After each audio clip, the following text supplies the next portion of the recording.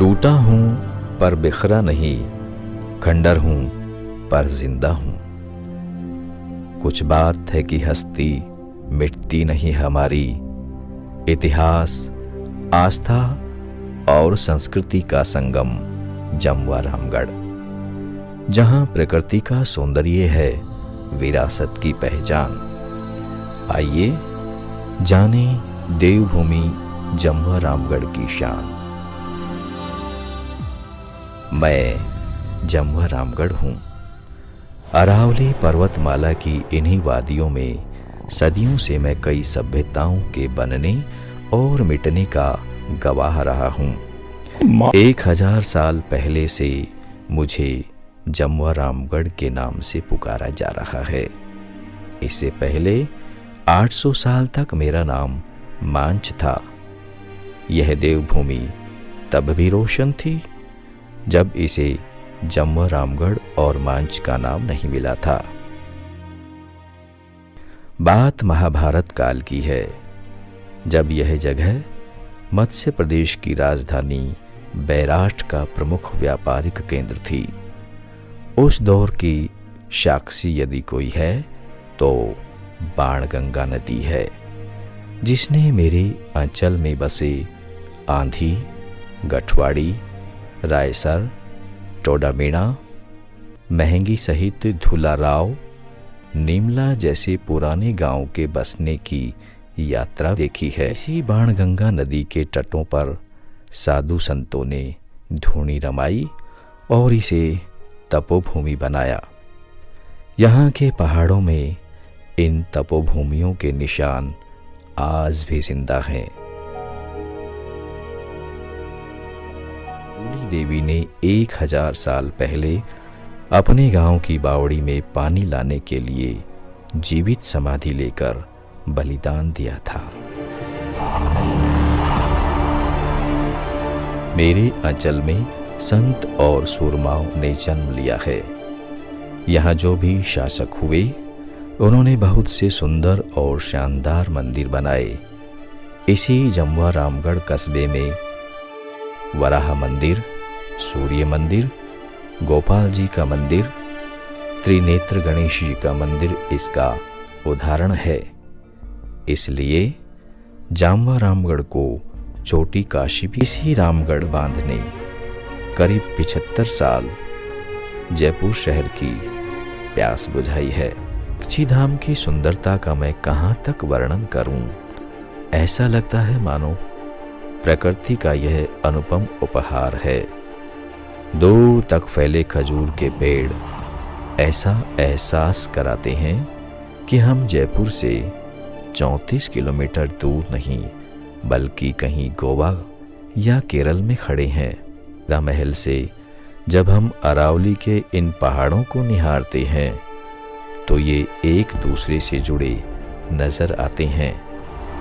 मेरे अंचल से 3 नेशनल हाईवे भी निकलते हैं। इतिहास के पन्नों को पलटें तो इसी नक्ची घाटी के पास जारुंडा में 10वीं सदी में कछवा राजा दुल्हे राय और मांझ के मीणा राजा नाथुसीरा की सेनाओं में ऐतिहासिक युद्ध हुआ था।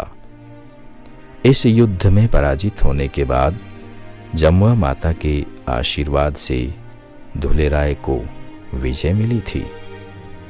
दुल्हे राय ने मांझ पर विजय प्राप्त कर इसका नाम जमवा माता और अपने आदि पूर्वज भगवान राम के नाम पर जमवा रामगढ़ रखा। इतिहास के पन्नों से आगे मैं आपको फिर प्रकृति के सौंदर्य की ओर ले चलता हूँ। नक्ची घाटी में बाणगंगा नदी को रोककर सन 1877 में कच्चा बांध बनाया गया था। उसके शिलान्यास का पत्थर आज भी वहां लगा हुआ है। नक्ची घाटी से बाईं ओर जमवा घाट को रास्ता जाता है। पगडंडी से गुजरकर जमवा घाट के भीतर प्रवेश करते ही वहां का सुरम्य वन मोहित कर लेता है।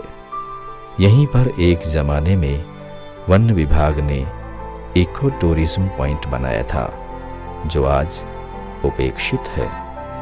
इस जंगल में सैकड़ों ऐसी जड़ी बूटियां हैं जो दवाइयों के काम आ सकती हैं। यह जंगल बघेरों की शरणस्थली है। यहाँ की खड़ी चट्टानें और बारिश में पहाड़ों से झूमते झरने इको टूरिज्म और ट्रैकिंग के लिए शानदार जगह माने गए हैं। सन 252 ईस्वी में राजा मांचदेव ने दांत माता का मंदिर बनवाया, जो कि सीरावंशी मीणाओं की कुलदेवी है। इसी प्राचीन मंदिर के नीचे बने परिसर में वीर योद्धा मेदा मीणा की मूर्ति। यहाँ मीणा जाति के राजा राज करते थे। मीणा राजाओं ने इस क्षेत्र में कई गांव और व्यापारिक क्षेत्र बसाए, लेकिन उन राजाओं से भी पहले इस क्षेत्र में कई भव्य मंदिर और बुलंद इमारतें वजूद में थी। जब संवत 252 में राजा मांचदेव ने मांच राज्य की स्थापना की और मांच को अपनी राजधानी बनाया, इसलिए मत्स्य राज्य से लेकर मीणा राजवंशों और राजपूत राजाओं ने यहाँ अपने अपने कार्यकाल में मंदिरों, किलों, महलों और दरगाहों का निर्माण करवाया।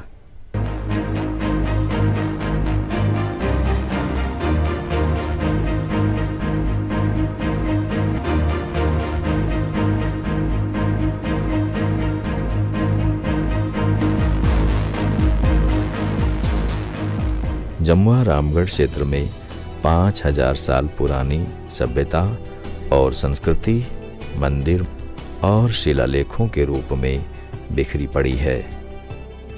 एक से बढ़कर एक नायाब कस्बे और गांव पुरातन स्थापत्य कला और वैभव की कहानी कहते हैं।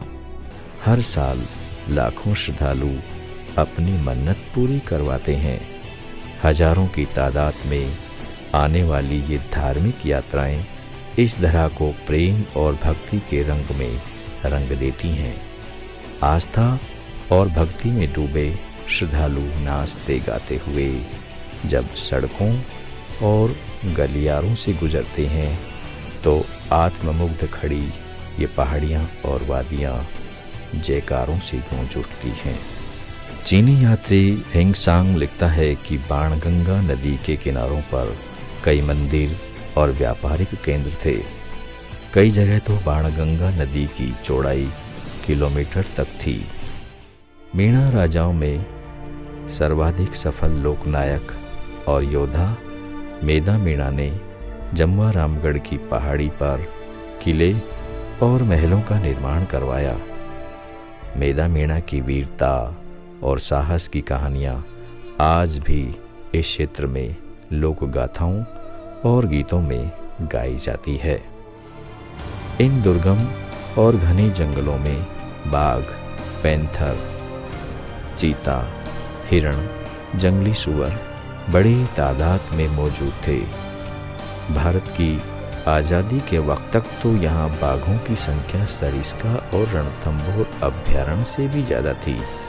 इसलिए राजपूत राजाओं ने हवाखोरी और जंगली जानवरों की हरकतों पर नज़र रखने के लिए इस ऊंची इमारत का निर्माण करवाया और इसे हवा होदी का नाम दिया। हवा होदी के ऊपर खड़े होकर कई किलोमीटर तक देखा जा सकता है। चारों तरफ फैली अरावली की श्रृंखलाएं। अंग्रेज इंजीनियरों ने इसका नक्शा बनाया और बांध को मजबूती देने के लिए इसकी नींव में सीसा भरा गया। 16 वर्ग मील क्षेत्र में फैला ये बांध प्राकृतिक ढलान और 2 पहाड़ों के बीच के मैदान में बना है। बांध बनाने के लिए क्षेत्र के लोगों ने बढ़ चढ़कर अपना योगदान दिया था। बिशनपुरा के चौबे परिवार ने बांध के निर्माण के लिए अपनी पैतृक कृषि भूमि जयपुर के राजा को अर्पित की थी। चौबे परिवार यहाँ महाभारत कालीन रघुनाथ मंदिर में कई पीढ़ियों से पूजा अर्चना कर रहा था। बांध के निर्माण के समय रघुनाथ जी शिवपुरा गांव की